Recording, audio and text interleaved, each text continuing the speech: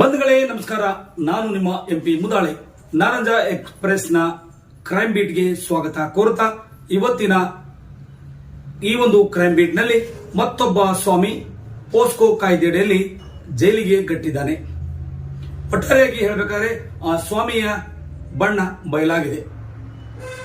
ಯಾವುದೋ ಒಂದು ಕಾಲಘಟ್ಟದಲ್ಲಿ ಸ್ವಾಮೀಜಿಗಳನ್ನ ನಾವು ದೇವರ ಸಮನಾಗಿ ನೋಡಿಕೊಂಡಿದ್ದೀವಿ, ಸ್ವಾಮಿಗಳಂತ ನಾವು ತಿಳ್ಕೊಂಡು ಬಂದೀವಿ. ಆದರೆ ಇವತ್ತು ಆ ಸ್ವಾಮಿಗಳ ಮೇಲೆ ಬಹಳಷ್ಟು ಡೌಟ್ ಬರ್ತಾ ಇದೆ.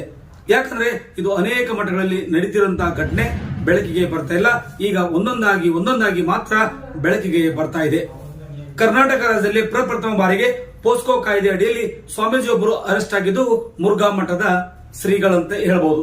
ಆದರೆ ಇವತ್ತು ಮತ್ತೊಬ್ಬ ಸ್ವಾಮೀಜಿ ಪೋಸ್ಕೋ ಕಾಯ್ದೆಯಲ್ಲಿ ಅರೆಸ್ಟ್ ಆಗಿದ್ದಾನೆ. ಆ ಕೊಳಕ ಸ್ವಾಮಿ ಬಗ್ಗೆ ಒಂದಿಷ್ಟು ನಿಮಗೆ ಬ್ರೇಕಿಂಗ್ ಸುದ್ದಿ ಬರ್ತಾ ಇದೆ, ಬನ್ನಿ ನೋಡ್ಕೊಂಡು ಬರೋಣ.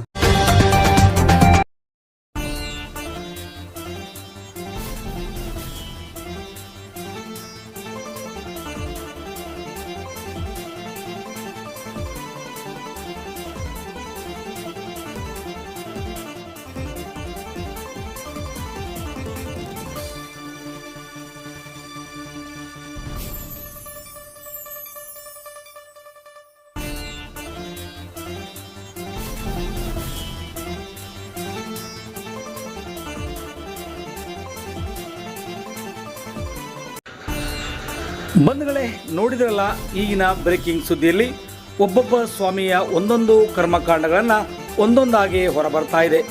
ಒಟ್ಟಾರೆಯಾಗಿ ಹೇಳಬೇಕಾದರೆ ಕರ್ನಾಟಕ ರಾಜ್ಯದಲ್ಲಿ ಪೋಸ್ಕೋ ಕಾಯ್ದೆಯಡಿಯಲ್ಲಿ ಒಳಗಾಗಿರುವ ಪ್ರಪ್ರಥಮ ಸ್ವಾಮೀಜಿ ಅಂದರೆ ಮುರುಘಾಶ್ರೀಯ ಒಂದು ಆಶೀರ್ವಾದ ಪಡೆದುಕೊಂಡು ಇವತ್ತು ಬಾಲ ಮಂಜುನಾಥ ಎಂಬುವ ಮತ್ತೊಬ್ಬ ಸ್ವಾಮೀಜಿ ಪೋಸ್ಕೋ ಕಾಯ್ದೆಯಡಿಯಲ್ಲಿ ಅರೆಸ್ಟ್ ಆಗಿದ್ದಾನೆ. ಒಟ್ಟಾರೆಯಾಗಿ ಹೇಳಬೇಕಾದರೆ ಇಲ್ಲಿನ ಅನೇಕ ಮಠಗಳಲ್ಲಿ ಕೂಡ ಇದೇ ರೀತಿ ನಡೀತಾ ಇದೆನಾ ಅಂತಕ್ಕಂಥ ಒಂದಿಷ್ಟು ಗುಮಾನಿ ಕೂಡ ಹರಿದಾಡ್ತಾ ಇದೆ.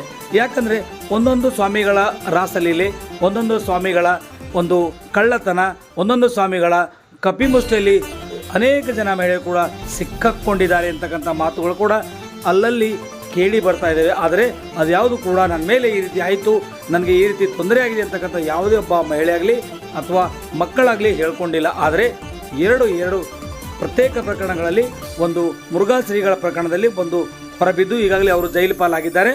ಇನ್ನೊಂದು ಕಡೆಯಿಂದ ಈ ಒಬ್ಬ ಮಹಾಕಳ್ಳ ಈ ಬಾಲ ಮಂಜುನಾಥ ಸ್ವಾಮೀಜಿ ತುಮಕೂರು ಜಿಲ್ಲೆಯ ಈ ಒಂದು ಕುಣಿಗಲ್ ಕ್ಷೇತ್ರಕ್ಕೆ ಸಂಬಂಧಪಟ್ಟಿರುವಂತಹ ಸ್ವಾಮೀಜಿ, ಇವನು ಕೂಡ ಒಬ್ಬ ಮಹಿಳೆಗೆ, ಅಪ್ರಾಪ್ತ ವಯಸ್ಸಿನ ಮಕ್ಕಳಿಗೆ ಇವನು ಅನೇಕ ರೀತಿಗಳಿಂದ ಕಿರುಕುಳ ಕೊಟ್ಟು ಅವರನ್ನು ತೊಂದರೆ ನೀಡೋದಲ್ಲದೆ ಅವರನ್ನು ಎಲ್ಲ ರೀತಿಗಳನ್ನು ಉಂಡಿ ತಿಂದಿ ತೇಗಿದಾನೆ ಅಂತಕ್ಕಂಥ ಮಾತು ಕೂಡ ಒಂದು ಕಡೆ ಕೇಳಿ ಬರ್ತಾ ಇದೆ.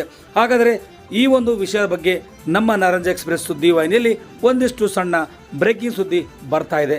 ಯಾಕಂದರೆ ಈ ಸ್ವಾಮಿಗಳ ಬಗ್ಗೆ ನಮ್ಮ ಸುದ್ದಿ ವಾಹಿನಿ ಒಂದಿಷ್ಟು ಕಣ್ಣಿಟ್ಟಿರ್ತದೆ. ಅದಕ್ಕೆ ಈ ವಿಷಯ ಕೂಡ ನಿಮ್ಮ ಮುಂದೆ ನಾವು ಹೇಳಲಿಕ್ಕೆ ಪ್ರಯತ್ನ ಕೂಡ ಪಡ್ತಾ ಇದ್ದೀವಿ ಅಂತಕ್ಕಂಥ ಮಾತನ್ನು ನಿಮ್ಮ ಮುಂದೆ ನಾವು ಹೇಳಬೇಕಾಗಿದೆ. ಬಂಧುಗಳೇ, ನಾವೆಲ್ಲ ತಿಳ್ಕೊಂಡಿರೋ ಹಾಗೆ ಯಾವ ಸ್ವಾಮೀಜಿಗೆ ಸುಮಾರು ವರ್ಷಗಳ ಹಿಂದೆ ನಾವು ಸ್ವಾಮಿಗಳಂದರೆ ಅವರ ದೇವರ ಸಮಾನ ಅಂತ ನಾವು ಅಂದ್ಕೊಂಡಿದ್ದೀವಿ. ಆದರೆ ಇವರು ಕಳ್ಳ ಸ್ವಾಮಿಗಳು, ಇವರು ದೆವ್ವದ ಸಮಾನಾಗಿ ನಿಂತ್ಕೊಂಡಿದ್ದಾರೆ ಅಂತಕ್ಕಂಥ ಮಾತನ್ನು ಇಲ್ಲಿ ನಿಮ್ಮ ಮುಂದೆ ನಾವು ಹೇಳಬೇಕಾಗಿದೆ.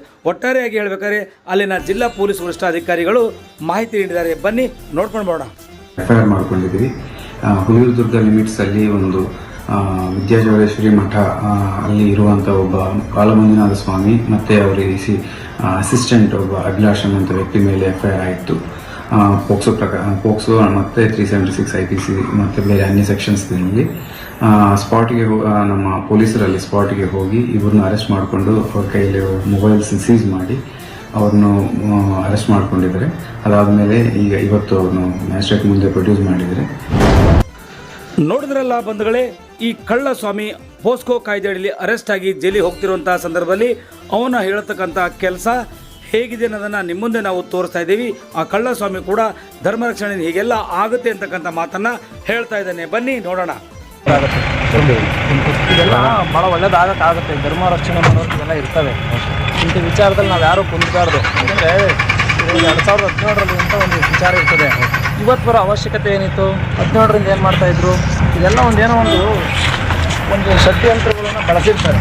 ಧರ್ಮದ ವಿಚಾರ ಇರ್ತದೆ, ಅವೆಲ್ಲ ಧರ್ಮ ರಕ್ಷಣೆ ಮಾಡೋರಿಗೆ ಇವೆಲ್ಲ ಸಂಕಷ್ಟ ಬರ್ತದೆ. ಇಂಥ ವಿಚಾರದಲ್ಲಿ ನಾವು ಯಾರು ಎದುರೋಕೆ ಹೋಗಬಾರ್ದು. ಮಠದ ಭಕ್ತರಿಗೂ ನಾವು ಇಷ್ಟೇ ಹೇಳೋದು, ಭಾಳ ಒಳ್ಳೆಯದಾಗುತ್ತೆ ಈ ವಿಚಾರದಿಂದ. ಇವಕ್ಕೆಲ್ಲ ಒಂದು ಪರೀಕ್ಷೆಗಳು ಇರ್ತವೆ ಎಲ್ಲರಿಗೂ. ಪರೀಕ್ಷೆಗೆ ಎದ್ದು ಬಂದರೆ ಮತ್ತೆ ಅಬ್ಬಬ್ಬಬ್ಬ ಎಂಥ ಮಾತು ಹೇಳಿದ ನೋಡಿ ಸ್ವಾಮಿ. ಮಾಡಬಾರ್ದೆಲ್ಲ ಕೆಲಸ ಮಾಡಿಬಿಟ್ಟು ಜೈಲಿಗೆ ಹೋಗುವ ಸಂದರ್ಭದಲ್ಲಿ ಇವೆಲ್ಲ ಮಾಮೂಲಿವೆ, ಇವೆಲ್ಲ ಹೀಗೆ ಬರುತ್ತೆ. ನಾವ್ಯಾವುದು ಕೂಡ ಅಂಜಬಾರ್ದು, ಅಳ್ಕಬಾರ್ದು.